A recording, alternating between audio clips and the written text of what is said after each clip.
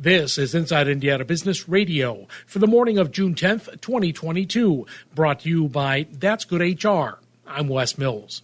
A biomedical engineering professor and his team at Purdue University have devised edible QR code technology to help root out liquid counterfeits, whether it's pricey medicines or high-dollar alcohol. Professor Young Kim says the new anti-counterfeiting technology could prevent ripoffs in those billion-dollar industries.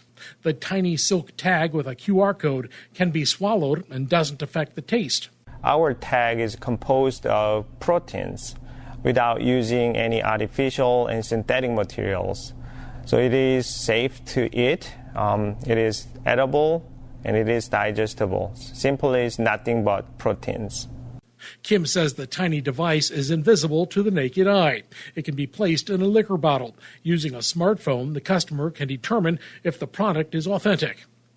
Biopharma company Catalent is preparing to eliminate 200 temporary positions, according to a report from the Herald Times of Bloomington.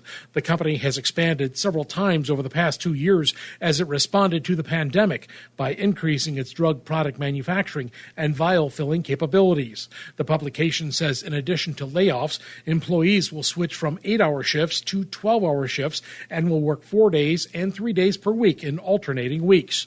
The new shifts will start in late August. Fort Wayne-based Sweetwater says it will open a 350,000 square foot distribution center in Glendale, Arizona, a suburb of Phoenix. It's the company's first fulfillment facility outside of Allen County. The musical instrument and audio equipment e-commerce retailer says the operations in Arizona will speed up deliveries to the western United States. Sweetwater says it will begin hiring to fill as many as 165 positions this summer. The fulfillment center should be operational by October. Inside Indiana Business Radio on Demand is brought to you by That's Good HR. With one call to That's Good HR, your hiring challenge is solved. It's that simple. That's Good HR is the secret ingredient to strategic staffing. Have an HR, accounting, administrative, or customer service position to fill? Trust That's Good HR to make a match that's good for everyone, whether temp to hire, or a direct hire placement. For 22 years, That's Good HR has been handpicking employees and employers through a highly personal and authentic approach that delivers long-term results. Visit that'sgoodhr.com. Remember, the match matters.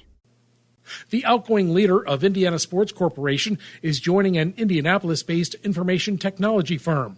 Ryan Vaughn, who has been president of the Sports Commission since 2014, says he'll be the new president and general counsel for Sondy Solutions.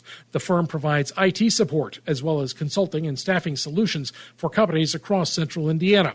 One of Sondy's customers is IBJ Media, the parent of Inside Indiana Business. Kansas City-based commercial real estate developer Van Trust Real Estate says it will build 2 industrial parks in the Indianapolis metro area. Avon Landings Commerce Park, located on Ronald Reagan Parkway in Avon, includes 58 acres, with plans to build 3 buildings on the site in Phase 1. And in Mount Comfort, the company is building Air 70 Logistics Park, a 132-acre planned industrial park that will contain 3 buildings totaling 1.8 million square feet. Parkview Kosciuszko Hospital will today host a topping out ceremony for construction at its campus in Warsaw. Construction on the 88,000 square foot addition began last year. The hospital says the ceremony will include placement of the hospital's final steel beam. The expansion, which doubles the hospital's footprint, is expected to create an extra 125 jobs. Eskenazi Health says it plans to build a 95,000 square foot primary care clinic on the near northeast side of Indianapolis. The health system says the project is part of more than $50 million in capital improvements to its primary care facilities across Marion County. The new clinic, which will be built near the intersection of East 38th Street and Arlington Avenue, will replace services at 2 other nearby clinics. The health system says the new location will allow for 20% growth in services with more than 30,000 additional annual visits. Indianapolis-based FC Tucker Company is partnering with Motor, an electric car subscription and buying service, to improve access to electric vehicles for agents and clients. The real estate company says the partnership also includes an incentive program called Charging Ahead that will help foster electric car adoption throughout central Indiana. FC Tucker says the partnership will cover all 46 of its metro and franchise offices. This report is brought to you by That's Good HR, the secret ingredient to strategic staffing. Visit that'sgoodhr.com for more information. I'm Wes Mills, Inside Indiana Business, Radio on Demand.